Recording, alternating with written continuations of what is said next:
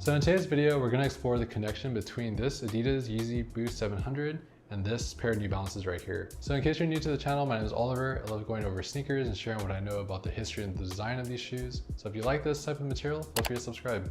So the Yeezy 700 was actually released back in 2017, and it had humongous shoes to fill as the successor to the 350 V2, which was released in 2016.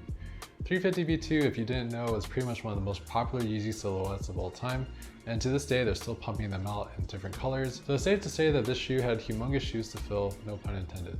So in contrast to the success of the Yeezy 350 V2, the Yeezy Boost 700 pretty much sat on shelves for quite a bit of time, and they actually received a lot of negative criticism from the public because of how different they looked with respect to the 350 V2. So unlike the 350, the 700 was actually more of like a cozy shoe, whereas the 350 was more of like an athletic looking sock shoe.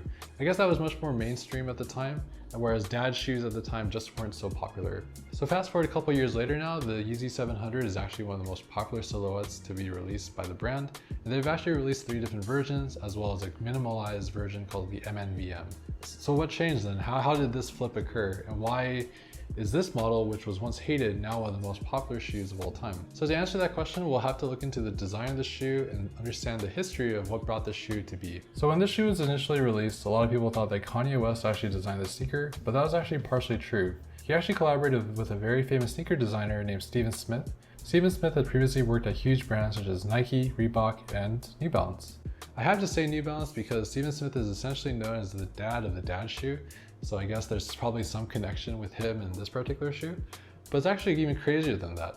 Steven Smith actually designed multiple models that are still iconic in New Balance's collection. He designed the New Balance 574, he also designed the New Balance 550, and he also designed the New Balance 997. I'm not even mentioning all the other silhouettes that he designed too, such as the 576, the 577, and the 1500. So that being said, Steven Smith was actually a huge deal behind New Balance's success and also the rise in the dad shoe market. So with Kanye West having become a father himself at the time, essentially I think he really wanted to tap into that dad shoe market and understand, like, you know, as a dad himself, he probably wanted something a little bit more cozy, right? So with all that in mind, I guess it actually made sense for Kanye West to ask Steven Smith to join forces with him on this particular project. So if you look at the shoe, you can actually see a lot of the design influence that Steven Smith had on the sneaker. You can tell that the upper is composed of this gray leather as well as this gray mesh. You can also see that this gray toe cap is also here. The reason why I mentioned gray is because gray is the color of New Balance. New Balance essentially has pioneered the gray color, and I think he tried to inject that flavor and profile into this particular shoe. In fact, another very interesting tidbit I found while doing some research on this is that Kanye West himself also wore New Balances back in 2009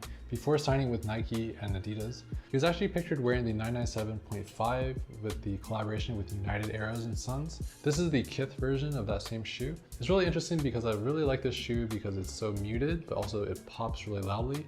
And I can say the same thing about the Yeezy 700 as well. So comparing these two shoes in hand, you can definitely see the similarities between the 997 and also the Adidas Yeezy 700. Both of them feature a predominantly gray upper with lots of unique pops of color everywhere. So this is all a hypothesis, but I want to say that Yeezy took a lot of inspiration from this particular shoe and wanted to inject that same personality into this pair of Yeezy 700s as well. Now, I think what makes this shoe very different from a New Balance, of course, is also the inclusion of different colors. So you can see that this Yeezy Boost 700 features a ton of different colors along the midsole as well as on the forefoot.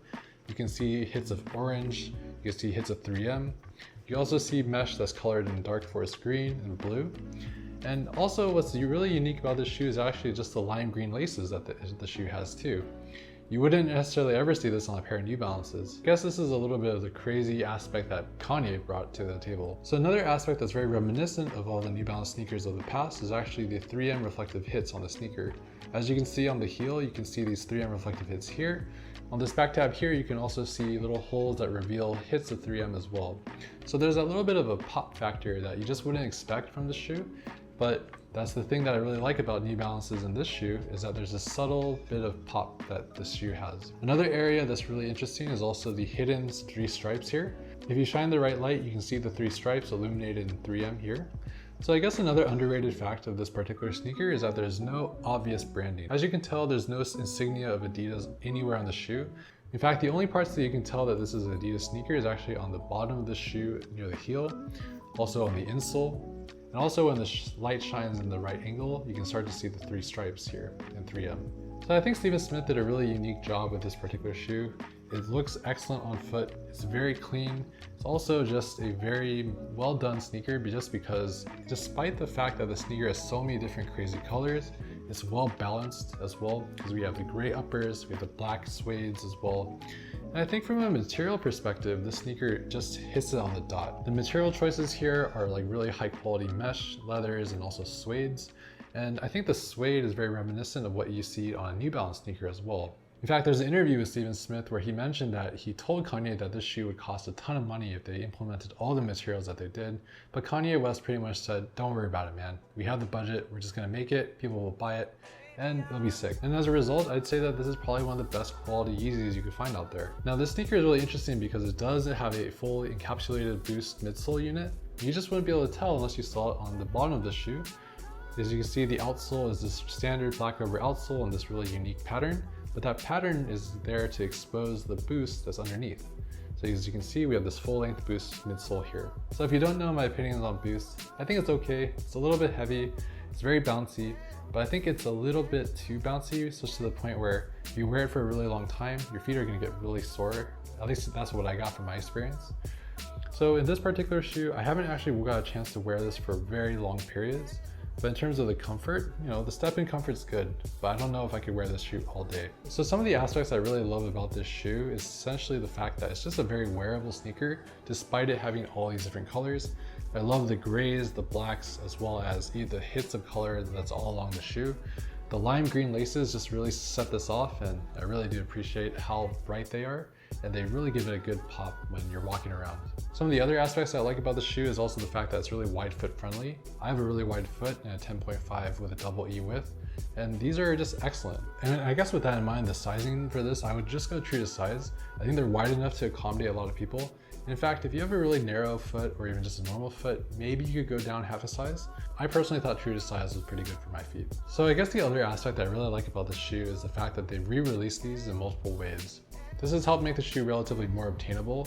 It's a lot cheaper than all the other limited Yeezys that are just released once, such as the Nike versions. Those are crazy. I don't think I'll ever be able to get a pair of those, but for now, I'm really happy to get one of these in my collection.